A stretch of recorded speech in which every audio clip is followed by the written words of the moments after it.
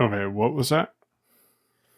So the way that I'm recording you in Reaper is I'm using the aux feature for your recording, which is sending that down to a virtual device that's a part of a virtual mixer, and I select that input for your track in Reaper.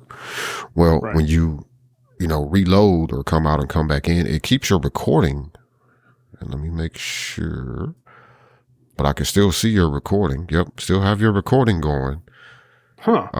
But it defaults your aux back to no output. So if we were depending on this, I mean, we're not necessarily dependent on it, but if we were depending on this backup recording and I was the only one doing the backup recording, or if this was a part of a streaming setup, it would break it. And I don't understand why that doesn't stick, because you're the same person coming back in with the same recorded track that you had. So it doesn't make any sense. And I probably should send an email to Cleanfeed, but I'm probably not going to do it. Yeah, is it a Cleanfeed issue or is it a Reaper issue? No, it's not a Reaper thing. So the aux is set in Cleanfeed. Remember they added that feature where you can do auxes? That's right. Yeah. So when you first come in, I go ahead and I hit your button and then I go change your aux output. So it'll route that to that device. But when you leave and come back, it's back to you don't have an aux output. So then I have to go back and select it again. Gotcha. Okay, that makes sense. Well, it doesn't make sense why it happens, but it makes sense what you're trying to portray. Yeah, there we go. Well, that's the important part. So I was adjusting voiceover volume with Command, Control, Option, Shift, all that left-hand buttons, and then left and right arrow key. When I got to volume, I went down, and then I forgot to hit Enter or Escape. And then I hit Command-Tab, and volume went to 100%. So it was shocking. It's supposed to go away when you release those keys. Yes, it is. It does not. Yeah, mine wasn't either, but I rebooted earlier today. And I just did it right now, like it went away the way it was supposed to. Man, I don't know the last time I rebooted this computer. Well, you rebooted it sometime today because it went dead. This one? Yeah. Didn't you say the Mac died earlier today? I thought it did, but apparently it did not, because it says with uptime, it says 3 days. So let's see if uptime lies. Or when you think you boot your Mac, are you really not rebooting it? Okay. Nope. 8 hours, 22 minutes. That sounds about right. No. Okay. So uptime doesn't lie. And the way that we did that, folks, on the Mac at least, is you go to terminal and you just type the word uptime all together, UPTIME, and hit return.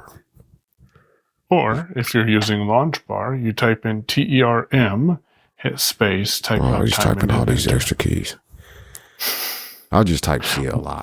And then hit space. TERM is literally one extra character. Yeah, it is. Yeah, it is. But still, It sounds CLI. Like a lot more. Yes, CLI. So I have a Frankenstein setup here. I am monitoring myself. Hold on. Before we get to that, I want you to go through all of that you're about to go through. But we should say, for people listening, if you recall last week's show, I told Mike he had to do this week's show, at least start this week's show. We'll see how it goes, although it doesn't sound bad. Using the DJI Wireless 2Go mic set. Thanks. I know you have one of the two popular ones, but I can never remember which one it is. I know it's DJI, has a popular, or Rode. And then Rode. Yeah. And I can never remember which ones you actually have. So let me ask you a question. Listeners, I apologize. Damashe, I apologize. But when I talk like this, am I peaky to you, or do I sound fine? No, you sound fine. Like it. Okay. I can tell you're talking louder, but it's not peaking. Okay, so that's what I like. Well, one of the things I like about this, I'm going to try switching something around here, so it might screw everything up. So let me. I just told this guy earlier today to stop screwing with stuff. Don't. Don't. Oh, that. Where did that go? Oh, hold on. Hold on. I'm gonna mess with this slider. All right, I'm gonna fix it. Okay. Now you're kind of peaky. Oh, no, it was kind of pinky. I was kind of peeking there. Yeah. Okay. Not bad, or just a little peaky. Just a little bit. It's kind of like a little crunchy, but it's sort of like so. Do these mics do? I guess we'll get into all this in a second, but I got to ask this question now because I forget. Do they do some sort of automatic? Like, does it have like a limiter built into it or something like that? I believe you can with the microphone or with the menus, but I'm not certain because the menus aren't accessible. Hey, DJI, you should make your menus accessible. Yeah. You know how many people that use screen reading technology that are in audio? Like it's and you have a line out / headphone jack. So just send from the receiver. So just send that audio to the line out / headphone jack. Yeah. So I'll explain to you what these look like. They came in a zipper case. It's not hardback. It's more of a softback. And inside that was a two... hold on. Do you hear this? Or do you hear this? I hear that. This one, but not this one? Nope. Okay. Then I'm going to put this other one away. All right. So I have right now... well, let's go back to what I was saying. So in the case, it comes with two mic covers. And they are items that sit on top of the microphones, which we'll get into in a moment. And they're windscreens. It also came with two microphones as well. And those are lapel microphones that I think they've got probably 6-foot cables on them, maybe a little bit shorter, that you can clip to your shirt and then you plug them into the microphones, which will make sense in a moment. In addition, it came with a hard case. I'll tap on it. I mean, that doesn't really help, but it's like a plastic, but very solid. I guess it's kind of metally case. And it says DJI on the top. It's got a little button that you press on the front and you flip it open. And when you flip it open, you have a wireless receiver closest to you. This wireless receiver has a standard foot on the bottom of it, which we'll come back to in a moment. Behind the wireless receivers on the left is a lightning foot, and on the right is a USB Type-C foot. And then on the left and right of the wireless transmitter and the feet in the back is wireless receiver, and the feet in the back is the transmitters themselves. Okay. Now, on the bottom of the receiver and the transmitter, on the receiver, there's 4 pins, 2x2. And then on the receiver, there's 4 pins straight across on the left side of it. These are like magnets, and these charge the respected devices because on the back of this case is a USB-C port. So you charge the case, and that charges everything on the inside. Okay. On the top part of so the receivers themselves, I'm going to pull one out, and this might screw it up.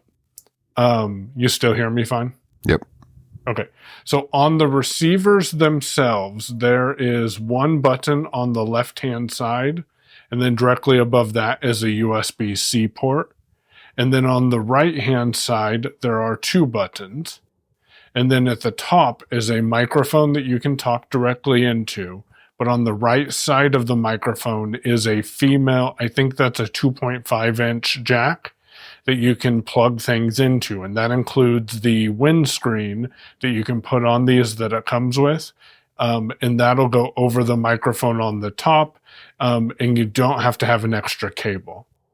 On the back of this is a clip. So it's the standard push the clip, and you can clip it to something.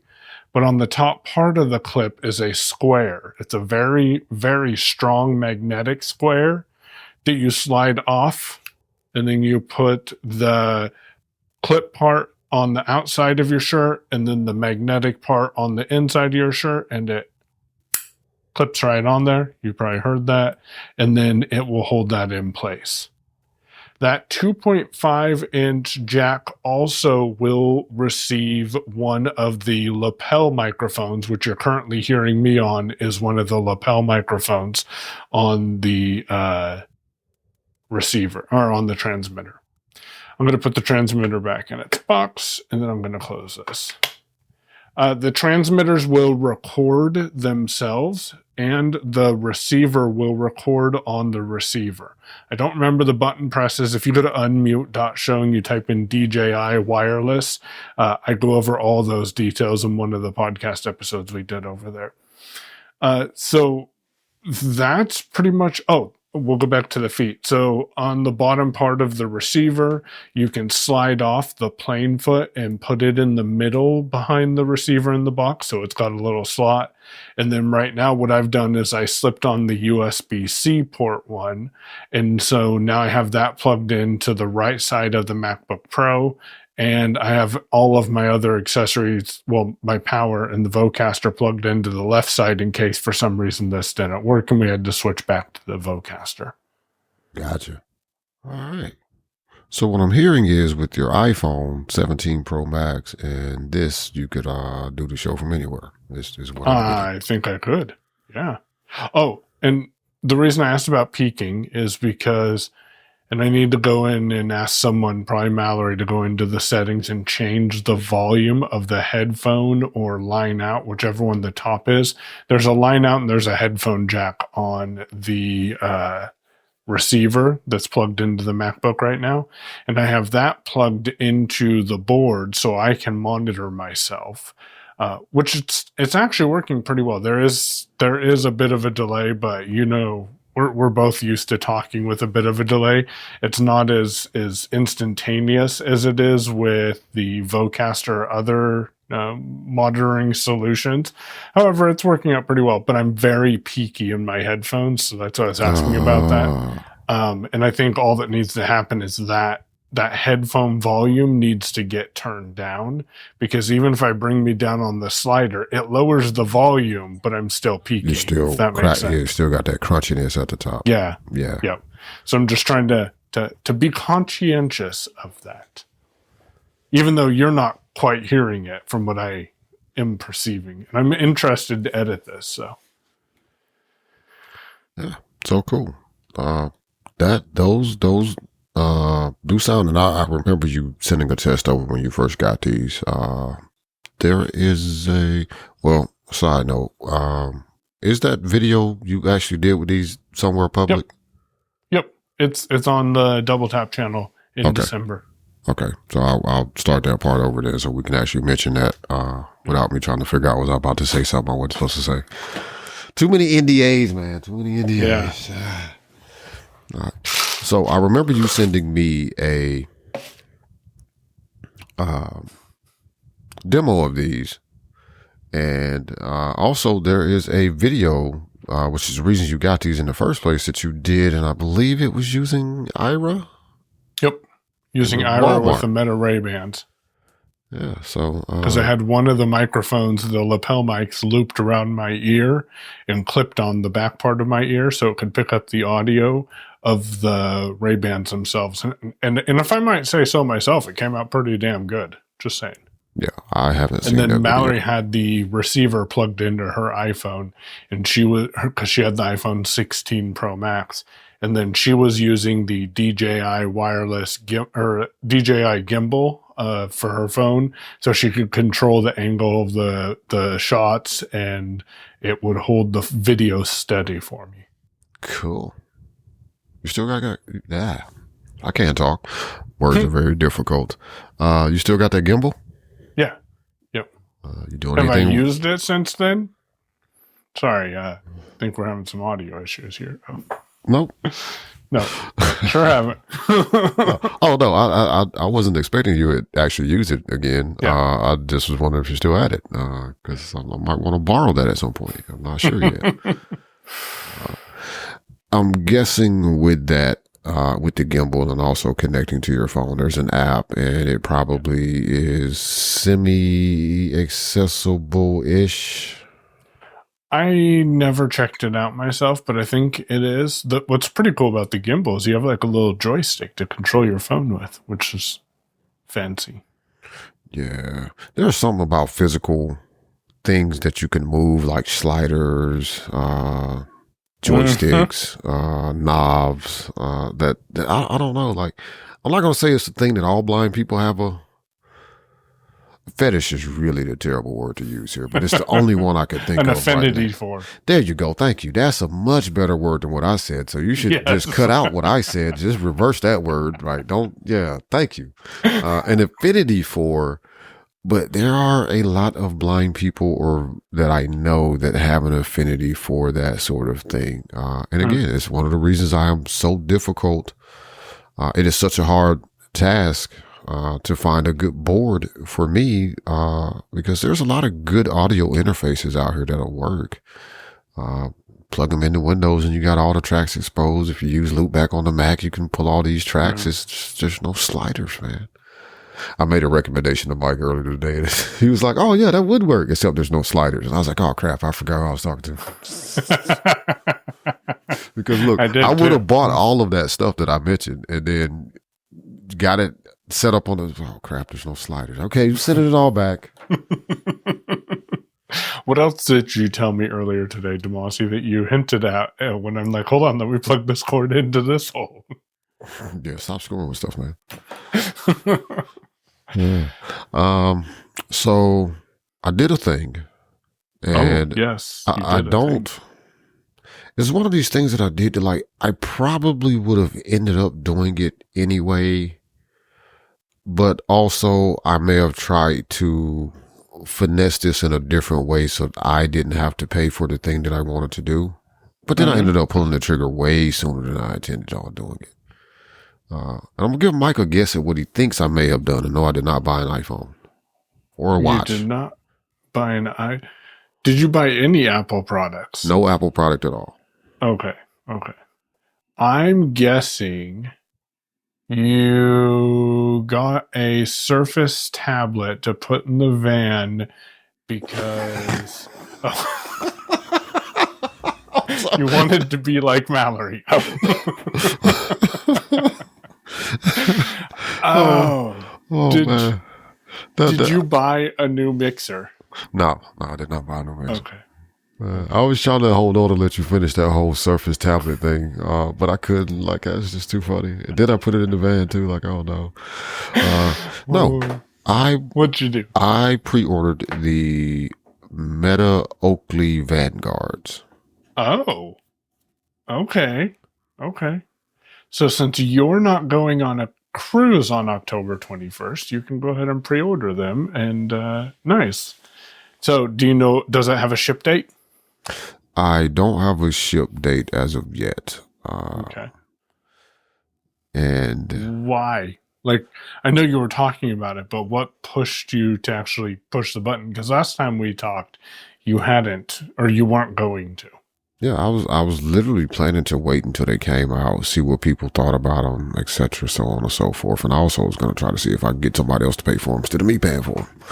Yeah. But what changed my mind, and I am going to give my standard caveat when I get here. But what made me go ahead and pull the trigger when I did is the API. The Access API was interesting, and you told me about that. I think we were still recording the show. I don't remember. It may have been after we stopped recording. But you told me about that, and I was like, oh, that's interesting.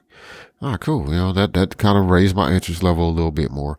But then I heard what Meta actually had to say about it, which is, oh, we're partnering with Seeing AI, with Microsoft and Seeing AI. And I was like, God dang it. Yeah. Fracking it. Okay, let me go buy these craps right now before the ship date gets pushed out to, like, you know, I don't know, next May. Yeah, right. I was going to say September, but yeah. So I went ahead and put in the pre-order. Now, my caveat is I normally tell people, and I stand by this, never buy a piece of hardware or a piece of software. Never buy anything with the expectation of what it will do. And at some point, like, oh yeah, at some point we're going to add Apple Intelligence. Don't buy the iPhone 17 because they said that. Don't buy the 16, whatever, right?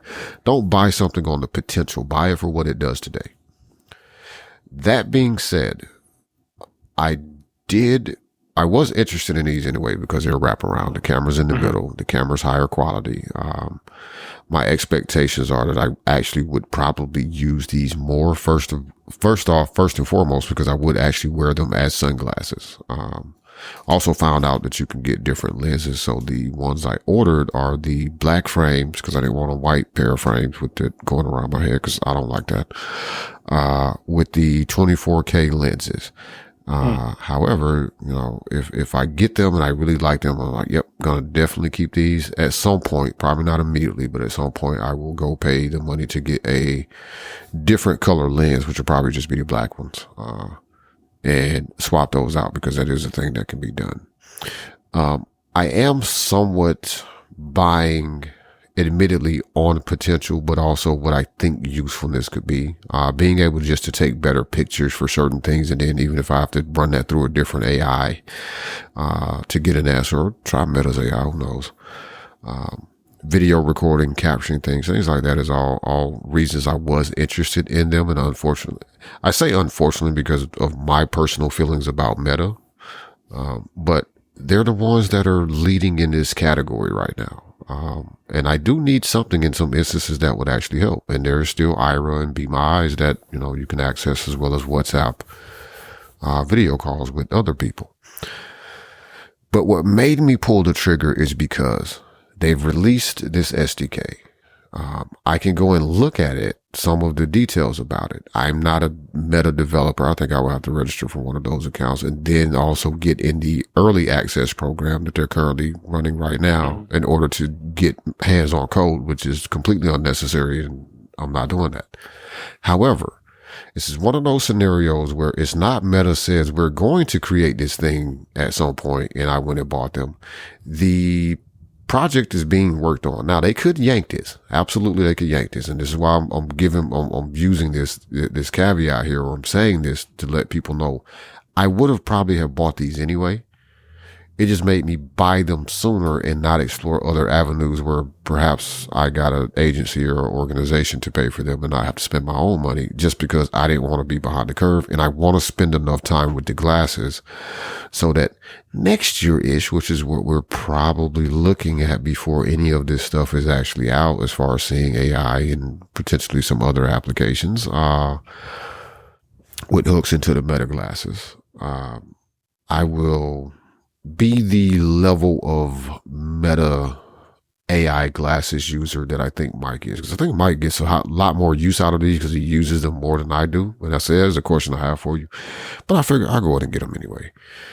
Because I was going to want them, but I didn't want to date to slip, because I was like, man, everybody's going to go buy them now. Because, this is not just yes, this is a thing that is going to make a huge difference to us. But as I pointed out to a friend of mine, I was like, think about apps like, the Black Magic camera app. Think about TikTok. I can see TikTok wanting to hook into this, right? Now, they may not get, early developer access to it, but they're going to get it whenever it's just generally available to Meta's developers. Imagine what they're going to do with, Reels on whichever one does Reels. Is it Instagram? Oh, Facebook. Okay. What does Instagram do? Stories. I think they do stories. Yes.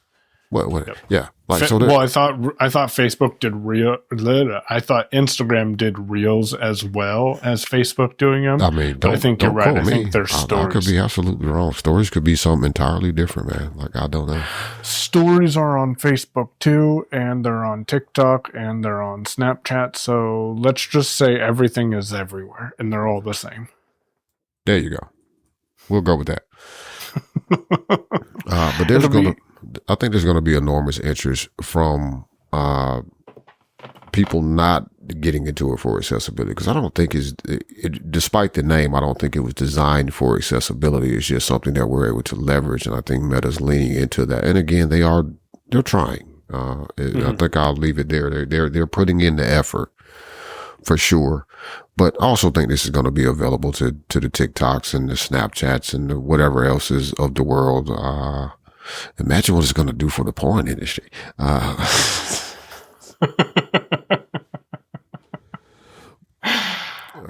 But yeah, I went ahead and pulled the trigger, and I still don't quite feel right having spent that money with Meta. Like, but okay, it's done. It's done and over with. It's done. Not worth thinking about too much. So maybe I'm surprised you didn't guess that one though. Like, no, because I had convinced myself you were waiting to get other people's opinions on it. Like I truly thought that was going to be the plan. That was the plan. I'm excited to hear the microphones on them. I don't know how good they're going to be, but maybe Damashe will record an episode in November with them. Probably not going that far. Well, the battery life should allow for that. I don't know if I want to actually do a whole episode. There will definitely be. There's also that. Like I thought about that as well. Like as I get used to, as I use these, and because they're probably going to be more comfortable to me to wear. Probably going to start creating a lot more around and about content. Yeah. Could totally see that happening. Which will go to tip jar subscribers first. Yeah. Of course it will. Tip jar subscribers, by the way, when I'm done with the GPT for this, have the audio we recorded. Hold on. Disadvantage to this setup is I don't have a mute button. I think one of these these transmitters I can mute on, but I don't remember which button is mute, and I don't want to screw it up and unpair it from the receiver. So I will learn that and remind myself of it, because you can mute. There also is noise cancellation on these as well. But what was I saying before my phone interrupted? You got to finish the GPT, and then tip jar subscribers are getting some audio. Tip jar subscribers will get the audio recording of our Reaper session that we did. So that's on its way up to tip jar subscribers. They'll get it before they get this episode. They'll probably get this episode tomorrow being Sunday, about midday-ish, and then everyone else will get it on Monday. Good deal. Good deal. Yeah, that is honestly going back to what you were just saying about the mute button, and you forgot which button it is because you don't use these all the time. That is the reason that I have never purchased, say, like the pod, one of the pod tracks at all, or even the Rode, whatever the Rodecaster 2. Yeah, because one, I'm not in here on this stuff every day. For one thing, and two, with that being said, I would come in here and would forget how to do something that actually needed to be done. Let's say, I don't know, something got reset or I needed to change a setting because this was happening, and I wouldn't remember how to do it because I know my memory's not that good. So I will end up sitting here, pulling out my handy dandy Zoom H6 Studio instead, and being like, why did I even buy this stupid pod track thing? Although Zoom, really, seriously, like that's all I'm gonna say. Seriously, like we're still here with this at this point. Seriously, okay. So what did you get in the mail yesterday? The pod? No, not the pod track. Jeez.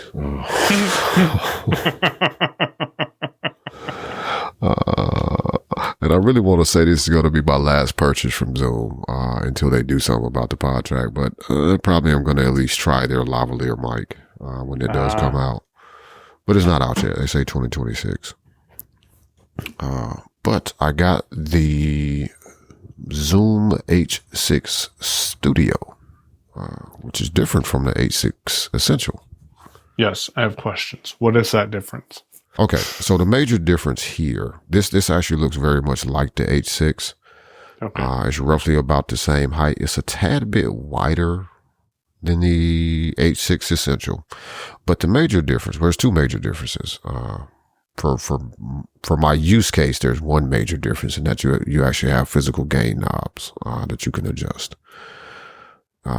Okay. That's pretty good right there. Now, the other major physical difference is that it also has the larger larger diaphragm XY microphones, like the H5 Studio. They're actually the same size, but it has those larger microphones. So if you're using those, you're going to get a bit better sound quality. So they're larger than the H6, not Studio. Yeah, they're larger than the H6 Essential XY mics. Gotcha. They're very large. They're huge, in fact. It's kind of ridiculous. They're so large that they have some kind of like shock mounty type of thing on them. And there's also a 3.5 mil input for a lavalier microphone on the XY microphone capsule. Okay. Wow. So it's fairly large. You can get pretty good audio out of those.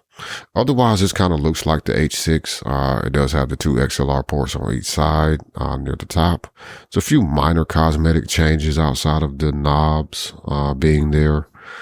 Where are the knobs? So the knobs are on the top. So if you look at the top of a H6 Essential, you still have your kind of same pattern of layout buttons to arm and disarm. To arm and disarm your inputs. With the exception that on the H6, I don't have the H6 up here right now. I think at the very bottom of that set, there's also a button like below the arm buttons for channels 3 and 4. There's another button that's kind of offset below that. That's not here. But otherwise, you have the same setup there. At the very top, right up under where your capsules will be, you have 2 knobs. And those are for left and right on the XY microphones, because you can adjust the gain of those 2 microphones independently, or they can be linked to just one knob. So that gives you some interesting things there. Or if you have a different capsule attached, you can adjust, say, the gain for the shotgun mic and the side pickup microphones independently there. Coming down below that again, and right there in between those 2 knobs, like kind of right below those 2 knobs, is your arm disarm button for that capsule microphone, whether it's your XY or whatever you got out there. Then basically kind of aligned, not quite directly aligned, but very closely aligned with where their XLR inputs are the other gain knobs for input 1 and 3 on the left side and 2 and 4 on the right side. And right next to each knob on the inner side of the, so to the right of the knobs that are on the left and to the left of the knobs that are on the right, so they're still right there together, is the arm and disarm for each one of those tracks. Okay. Right below those knobs and all of that is where you get to your transport controls, and they're laid out the same way all of the the newer models, at least. So the Essentials and the 2 Studio models are laid out. Below your transport controls on this, you have a button on the left that is to change your recording mode. So by default, it's 32-bit float. This is something you cannot change on the Essential line at all. But on the H5 Studio and the H6 Studio, you can change from 32-bit float to 16-bit, 16/24. I can't remember which. So you can switch to that. They say on the documentation that doing that, if you switch to the 16-bit, you're going to get, you have to really manage your gain appropriately so you don't have any clipping, but you can go from recording to exporting this off the card or yanking this right off the card and going straight to, putting it out there on the internet. You don't have to post-produce anything. Whereas 32-bit float, you're probably going to want to go in and tweak that a little bit, adjust your volumes or whatever. But anyway, that button toggles between that. And then there's a button to the right that I hadn't quite figured out what it does. From the documentation, my impression is that this just changes how the wave forms are displayed on the screen. Oh, okay. Because it doesn't seem to do anything else. So I'm thinking that's what that button is. And then right below that is your screen. And it looks just like the screen on the standard H6. So it's down kind of on a sloped, towards you deal. Gotcha. Now, here, when you get to the very bottom edge of this, so what would be the bottom that's facing directly at you, that is where your on-off switch is for the studio. And then right below that, or in the middle of that bottom section, is your little plug that you would take out to put in the Bluetooth adapter. Bluetooth adapter, yeah. Left side is a little different as well. Right below the XLR, which is XLR3 or input 3, you have your volume knob, and then you have your headphone jack below that, your USB-C port, and then your line out jack below that.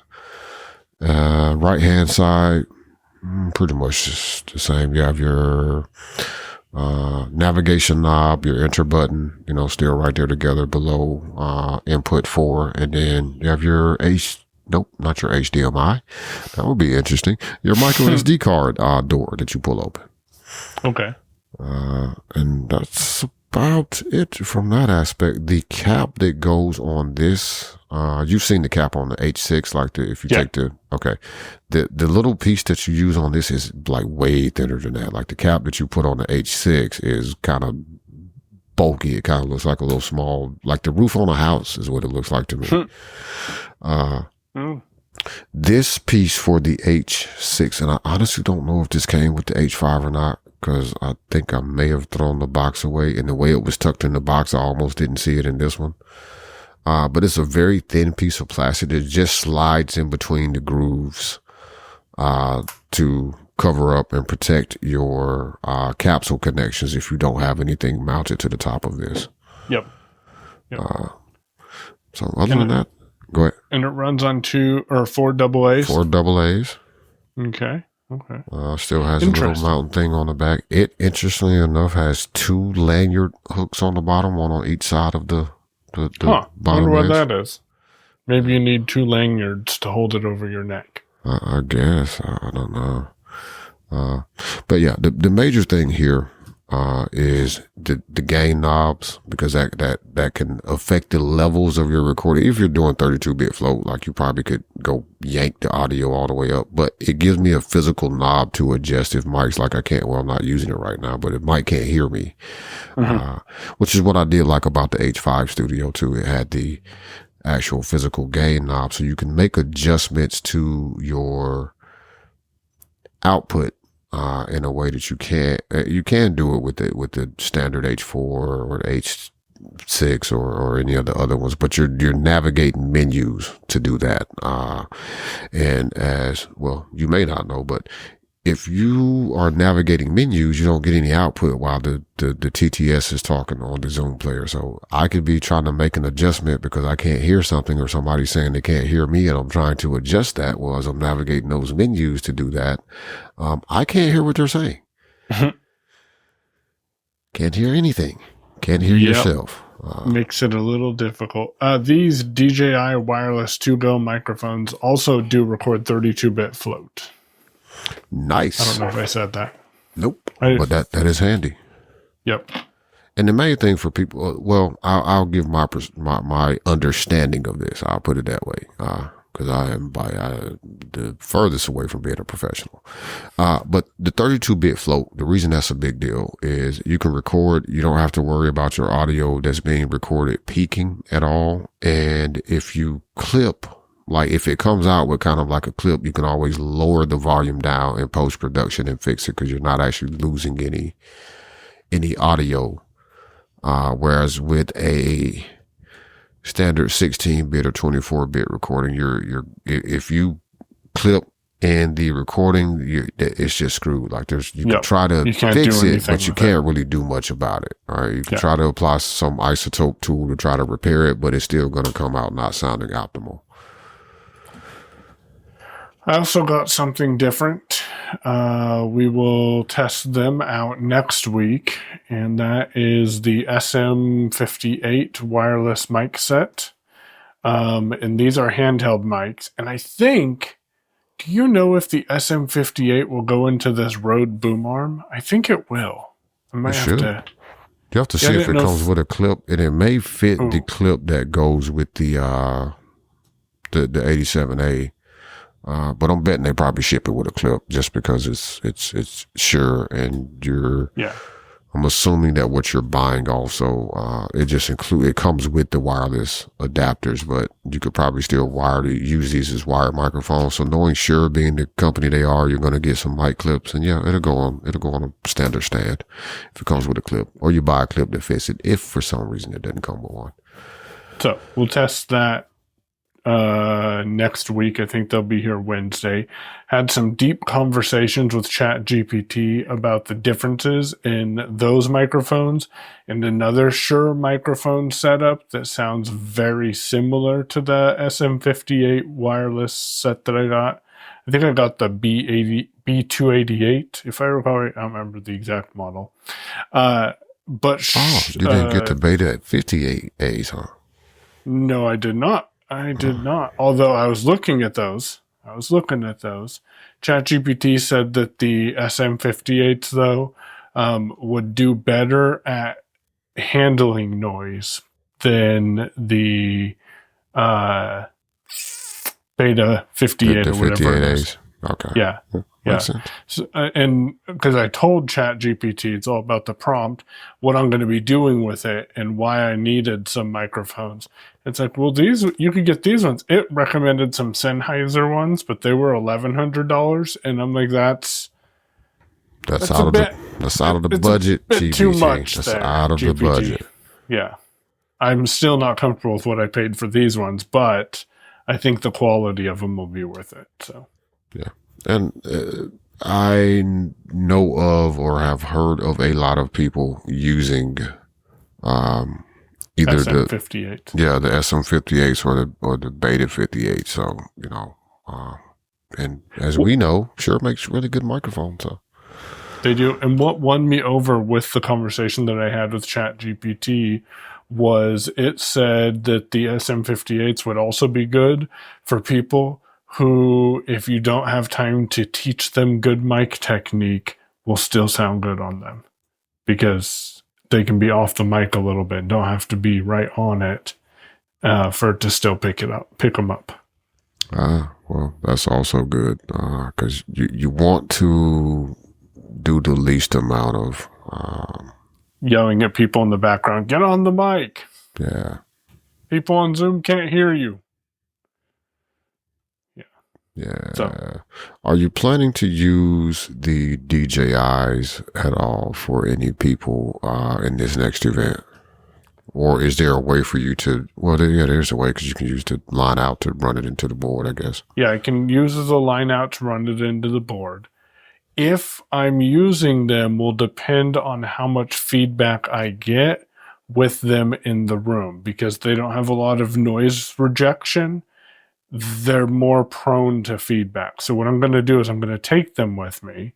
I'm going to test them with my voice a little bit, a few different, because I can test the audio setup, but I can't test the acoustic setup because there's not carpet in my garage. Well, there is a rug, but I don't have that unfolded in places. And it's not going to be the same carpet. So I think the DJI wireless mics will do really good at, for a couple of people.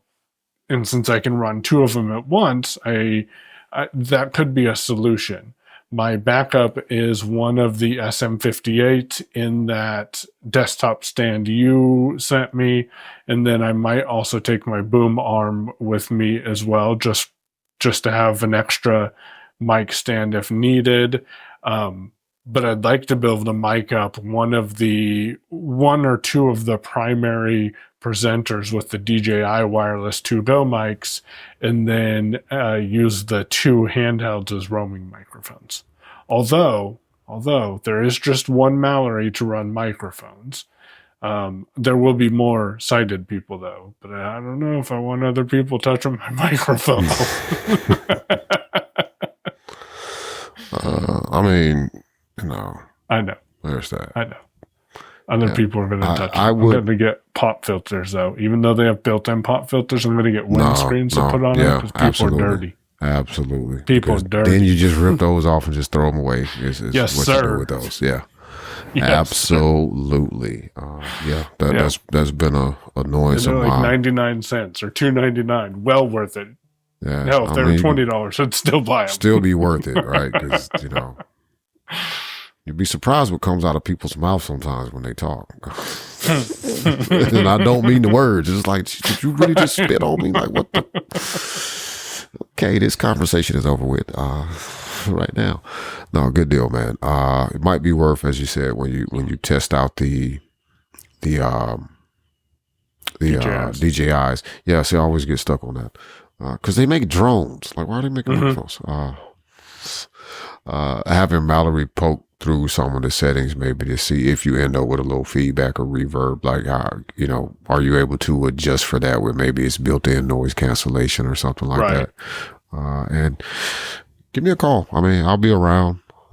Just call me if I need to see, like, it's just feeding back through Zoom weird or something like that.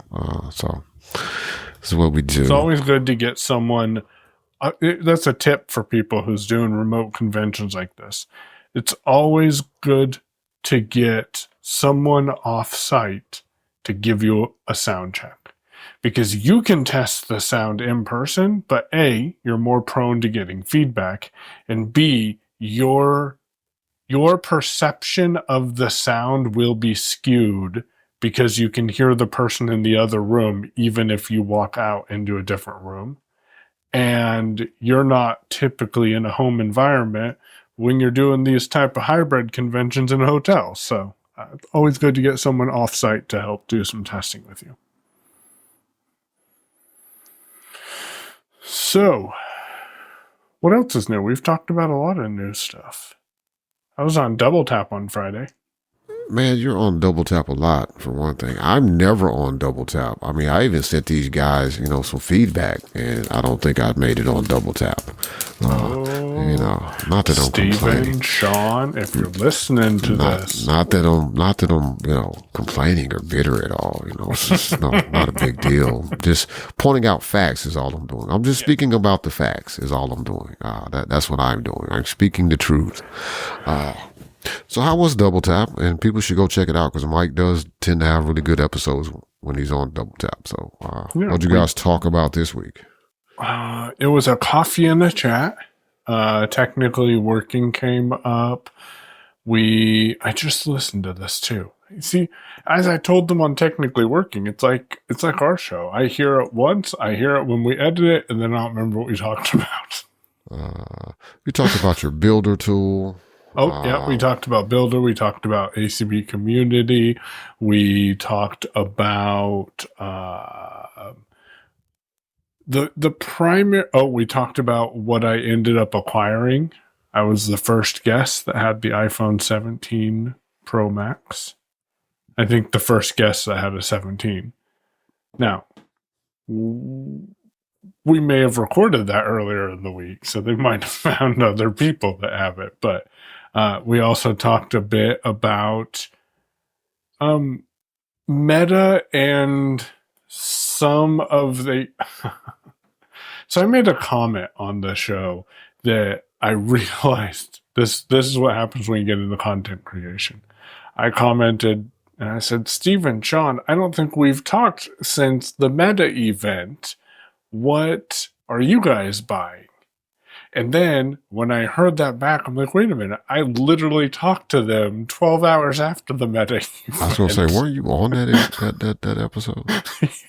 Yeah. So, that's what happens though. Too many conversations. Yeah. And that's what oftentimes happens to the both of us too. We don't, at least for me, I know a lot of times I don't, because I'm not going to speak for Mike. Maybe his memory's better than mine. Sometimes I don't remember. I can remember we had a conversation about something. Mm-hmm. Was it on a show or not is the question, right? Yeah. Because then it becomes, do I talk about this like everybody should have heard about this because you're listening to the show all the way through as you should every week? Or it's like, oh no, me and Mike were talking about this and I just happened to be sitting in this chair, or it's just a conversation and then I don't remember. And it wasn't on the show, so I need to explain, do a little backtracking or something. So it happens. Yeah, it happens. And then... Well, people should go check out that episode for sure. That will be Double Tap. doubletaponair.com is where you can go to get subscribed, or just search for Double Tap in your podcast player. And Robin did a episode for the Double Tap Extra feed, which you can also search for and subscribe to. But he did an episode today that we're recording, so on Saturday, about making your Windows 10 incompatible computer more compatible with Windows 11. Yeah, there's a few ways to do that. Yeah. Also, I have not used this tool, so I'm going to give this caveat that I don't know if it is at all, like if there's any sort of accessibility issues with it or not. But for anybody who is in a situation where they have a Windows 10 computer, the computer itself is fine. Like it's not, on its last legs. It's not about to die. It boots up relative. You've taken care of it. It's a good machine, or it's a very powerful machine that you built or had, purchased. And you just don't see a need to get rid of it, and you can't go up to Windows 11 for some particular reason. Like there's something really precluding you from going to Windows 11. Typically, there is a company called ZeroPatch, and I believe it's the number ZeroPatch.com. But if you just search for them, which we should talk about search next, actually, even though I did write down stuff, and I am in this Google Doc looking at this stuff that I wrote down today.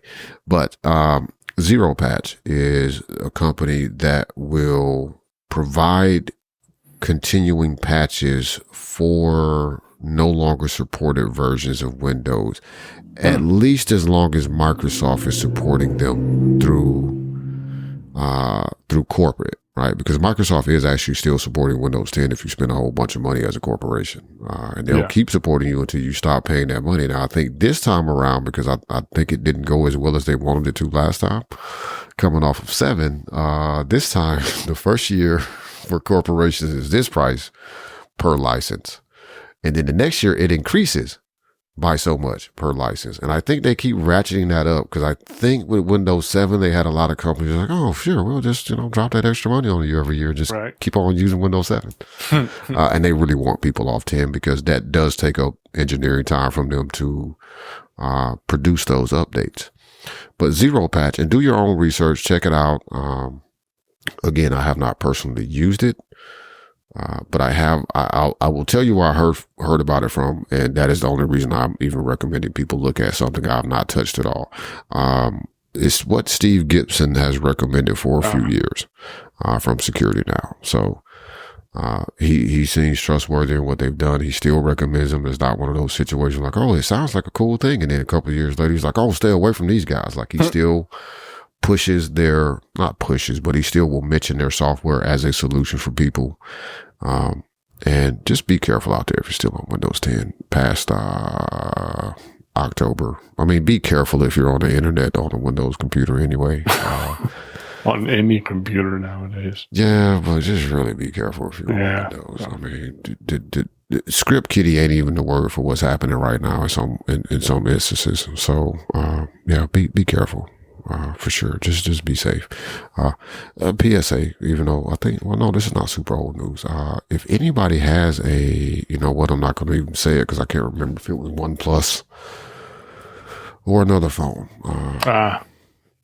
Okay. But one of these has a serious flaw, and they haven't fixed it.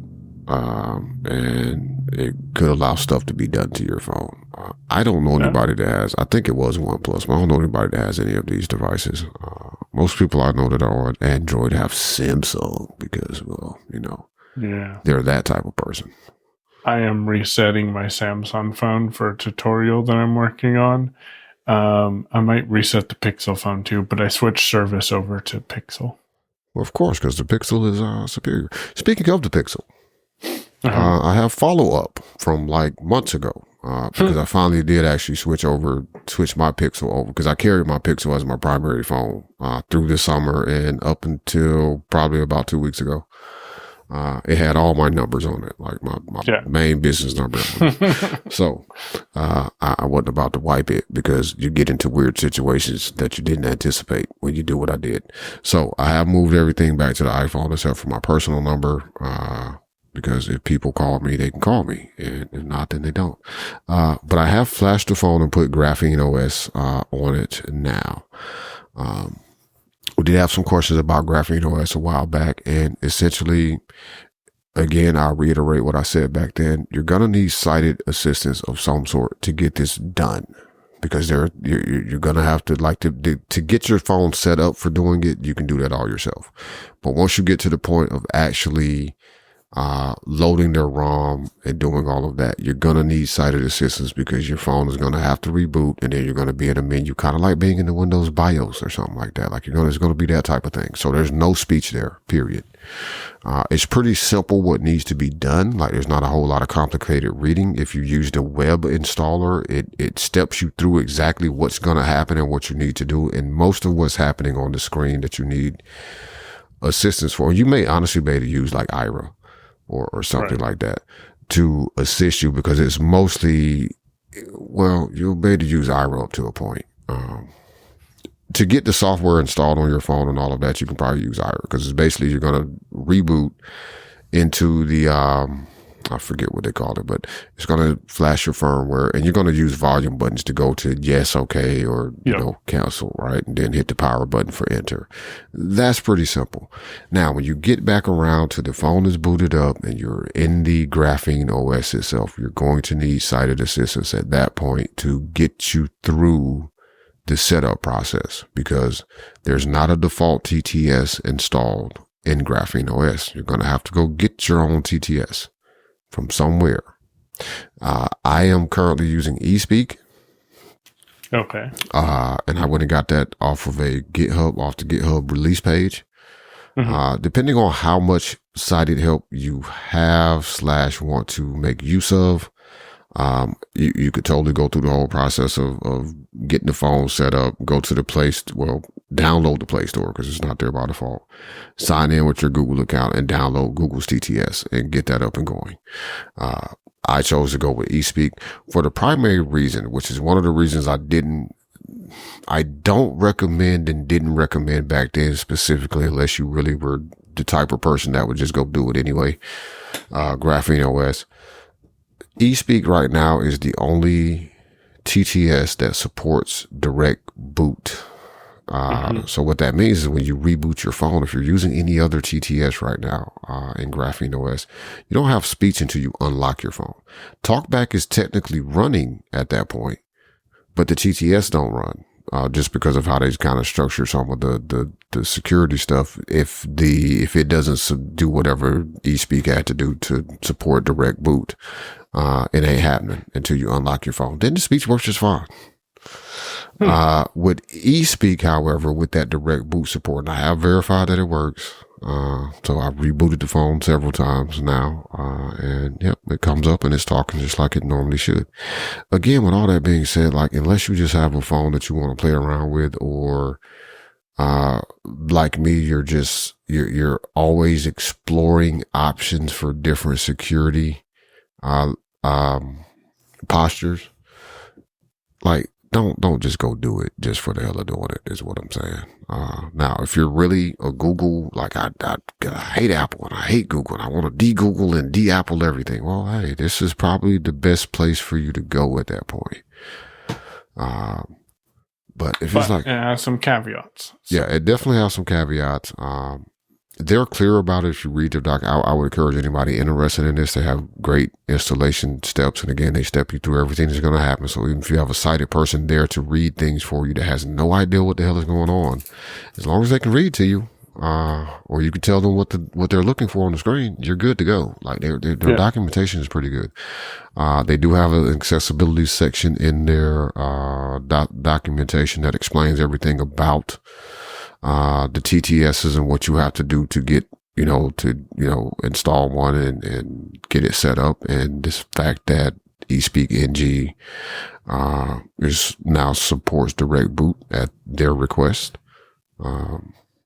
And there's some licensing issues as to why they don't have a TTS voice installed by default for you. They do have the, accessibility suite installed. So all the features that we have in the accessibility suite are there. It's just you got to put your own TTS in, because there's some licensing issues with eSpeak and RH, I can't remember what it's called. That's RH something.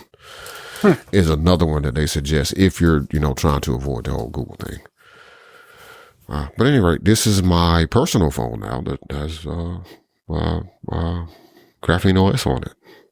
Yeah. And I like it. Good. There's some weird stuff that I got Pocket Cast on here. I got Signal on here. So if you're on Signal, you can signal me for sure. I did create a second profile that I chose to set up to install the Google Play Store. And then I can go get stuff out of the Play Store like WhatsApp, which I have not downloaded yet.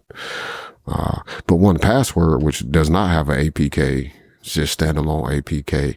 And listen, everybody do what you feel you want to do in your own circumstances and situations. But if I can't get the APK directly from a GitHub page of the developer or from the developer's website, in the case of Signal, or Pocket Cast, I'm not getting it off of APK Mirror or APK Pure or any of this other stuff that comes up in my Kagi searches.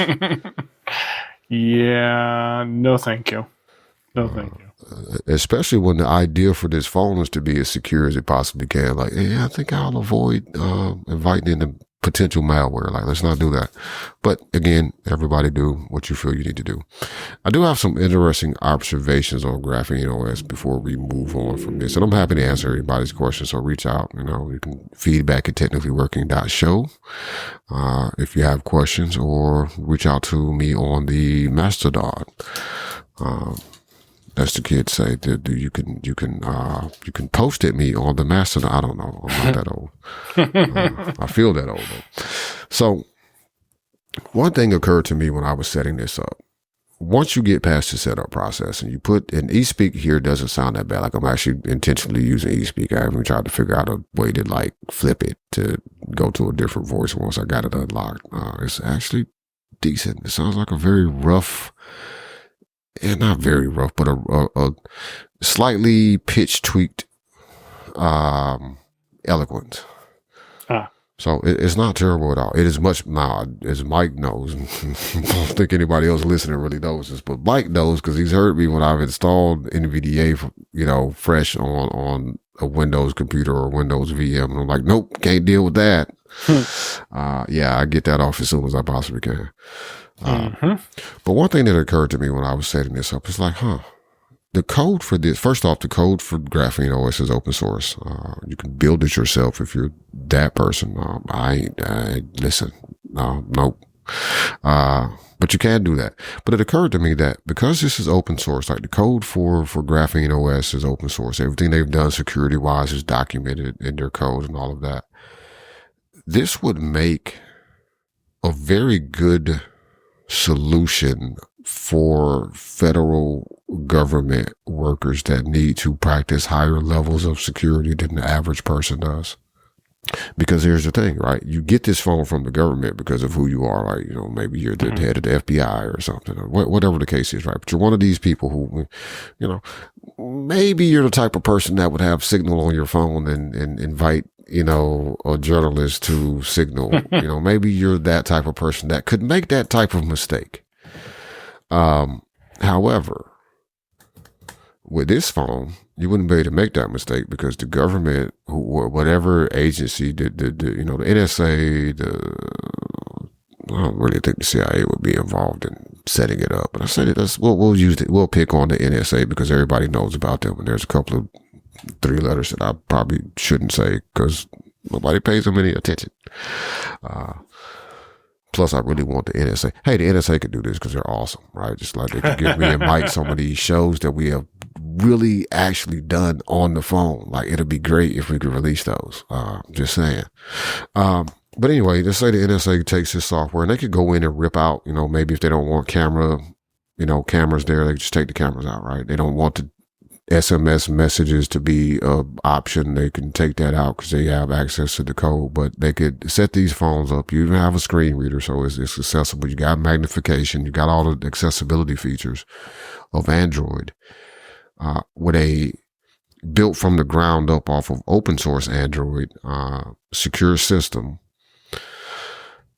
You can put something like Signal on there, and that's your means of communicating with anybody, because then those are encrypted. The NSA can actually run their own Signal server if they wanted to for the government and do their own backups and meet all those compliance things, right? But here's a solution where you're not dependent on an Apple or a Google to do a thing the right way, or to fight with them in a sense, or fight against operating in a sense, to prevent people from doing less than optimal things with their devices, right? Because this is your government phone. Now, your personal phone, do what you want to do with your personal phone. Just don't put our stuff on your personal phone. That ain't happening.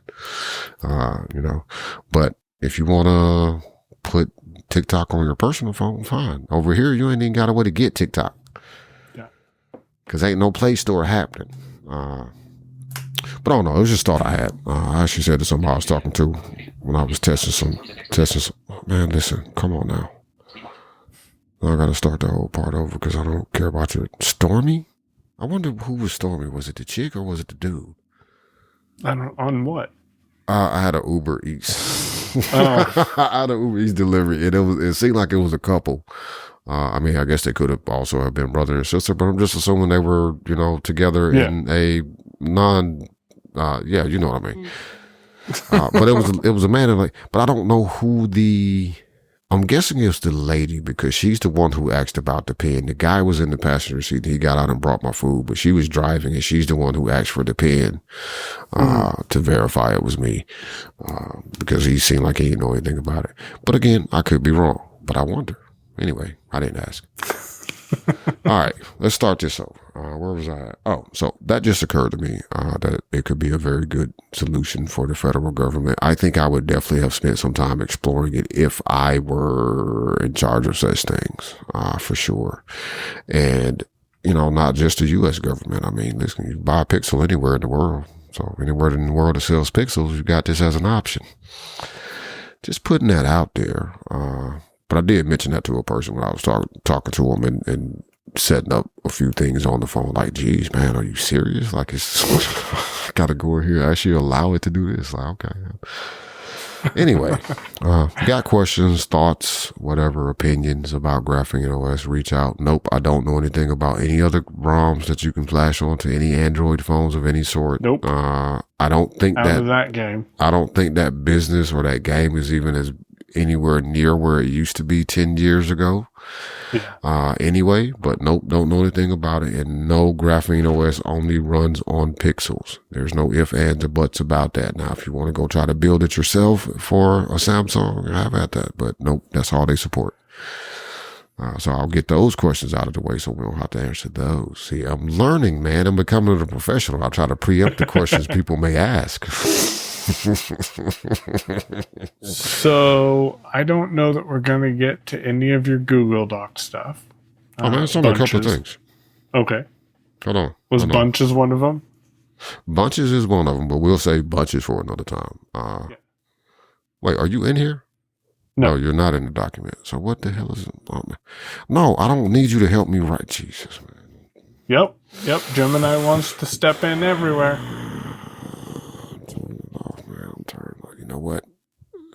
Wait, this isn't a workspace account. What am I saying? I can just go turn this off right. Well, not right now, but I'm going to turn it off. Screw them. Okay. So Mike has we're throwing a thing out. We're going to kind of discuss the top level of this for right now. And we're going to, contemplate on this, over the next few days. And, we may have a solution next week. Or we may not. We'll see. But Mike asked me a question today. He said, "Do you know of a plugin in WordPress or a way?" Because I think it's let's not restrict it to a plugin. Mm-hmm. Do you know of a way? So here's the problem to be solved. Basically, web pages get shared from a website and they get posted in different places at different times. And no, this is not currently an automated process. There's actually an individual that is doing the posting. And again, I don't necessarily think that it's on a specific type of schedule or anything like that. Even is it, Mark? It's just kind of like when something seems relevant to something, they'll post it on Mastodon. It may go to a Facebook account. It could go to, Instagram, wherever. Right. But they're manually doing this. And again, there's not a to repeat.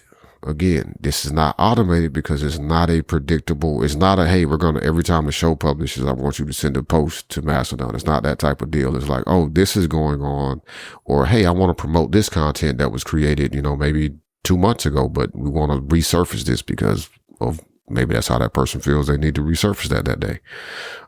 With that being said, what Mike wants to do, because Mike is I'm seeing parts of the original Mike that I met, start to resurface here and there, which is interesting to me.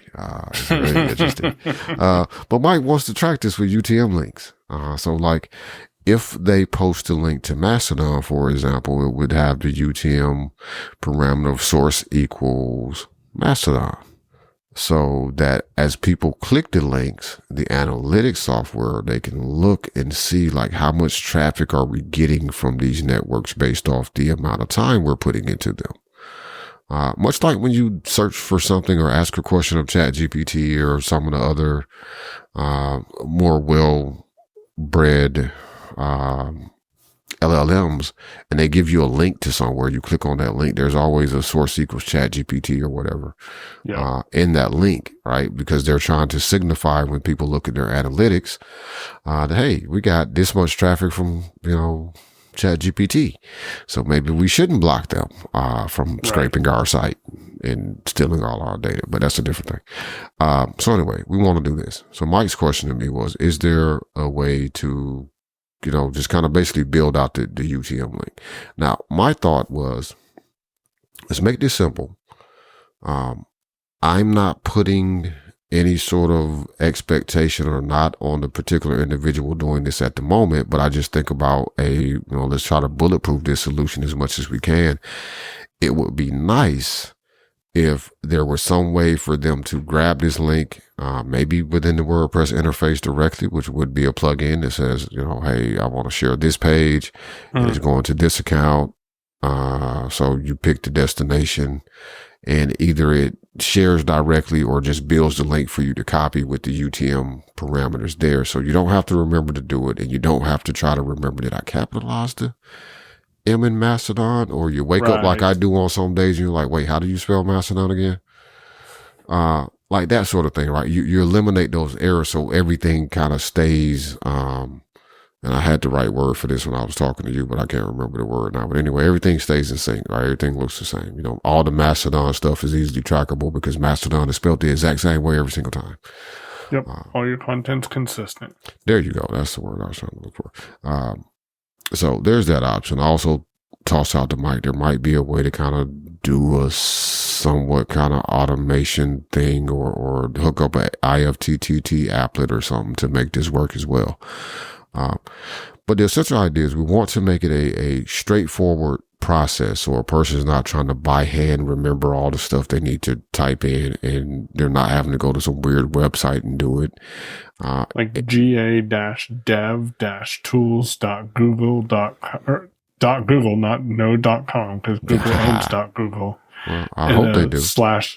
Wouldn't it be funny if somebody bought .google, like if this had actually gone in a different sort of way, and like somebody else bought .google because they put more money on it than Google did? Yes, it would. But yeah, having it all in one place to go to build that out would be kind of cool. And the thing is, like, because there are tools out there to do this, and like you can make a shortcut to get to that link or whatever. But the problem is, again, like I said, I have this happen. I'm pretty sure it could happen to anybody else. Did I capitalize this? That may or may not make a difference. Sometimes with parameter links or it can make a difference. Or you forget how to spell Mastodon, right? Or you spell it differently today than you did 2 weeks ago. And then like, okay, well, crap. Or you just have a misspelling spelling, like just or a typo. Put social media instead of social-media, or vice versa. Yeah, like things like that, right? So you want it to stay consistent. So that's the thing we're looking for, is to try to relieve the person of anything other than selecting the page and then, saying where they want to send it to and having all the parameters tacked onto that link in the proper way.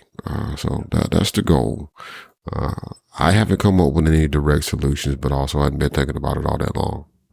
But that is a problem to be solved. So if you have any ideas, feedback at technicallyworking.show is one way that you can share that. The other way you can share that is by sending us a message, mentioning us, or using the hashtag technicallyworking on Mastodon. You can send it directly to him if you just want to talk to him, which you probably do. Payon, Payown at dragonscave.space. If you want to include me in your conversation, or you want to ask me any questions about GrapheneOS, or why are you so paranoid, dude, and whatever, I'm Damashe, Damashe at technically.social. Pay attention to that part now. And then you can follow our bot, who does automatically post links on every time we release an episode publicly. Without UTM parameters. Without UTM parameters, because we only post them in one place, and we also don't have analytics to track it anyway. So, True. TW at technically.social is where you can go, to follow that bot. And as I said, hashtag technically working if you just want to include all of us except the bot in the conversation, because the bot ain't watching those. I probably could do something about that though. Yeah. Okay. I got other stuff to do. We'll figure that out later. Right. Thanks Oh, good. Oh, no, go ahead. You were going to say a side I was project? just going to say my side project right now over the next couple of weeks is learning iOS app development. We'll leave it at that. All right, then. There we go. Thanks. Oh, I didn't forget. I was trying to figure out if I wanted to actually say anything else about that or not. I have Xcode installed, and I built a Hello World app. So, jeez, man, I haven't done much with just took up like 174 gigs of your hard drive space just by installing Xcode. Yeah, I don't want to talk about it. It probably took 45 minutes to unzip that file. It wasn't horrible because I just installed it through the App Store. Because you're not doing the beta. Okay, that's right. You only have to deal with the zip file when you're doing beta builds, or building with the beta of Xcode. Yeah, that's right. But it would have taken 45 minutes to unzip that file. No. Anyway, thanks to everybody for listening. We appreciate every last one of you. Special thanks as always. A tighter hug for our tip jar supporters, because listen, I don't even have to talk about the price of anything now at this point, because everything's through the roof. Yeah. You should see my rates, man. I'm telling you. But thanks to everybody for listening. You can share the show. That helps us. You can go to YouTube and clip something out and post it that way, because we're on YouTube. You can leave us a review in the App Store, or Pocket Cast has his ratings thing. I should go rate our show just so I can see what happens and where that shows up, if that shows up somewhere, because frankly, some of you could have done this and we have no idea what the star rating thing does. So I should probably go give us 5 stars, in Pocket Cast to see if we get notified of that in any sort of form or fashion. If you have done this already, we appreciate you telling us what, well, I guess you can't tell us what happened, because this will be on us to find that if we're going to get it anywhere. But we appreciate it if you did do it. If you left us a rating in iTunes, we would know about that, because Mike will get an email.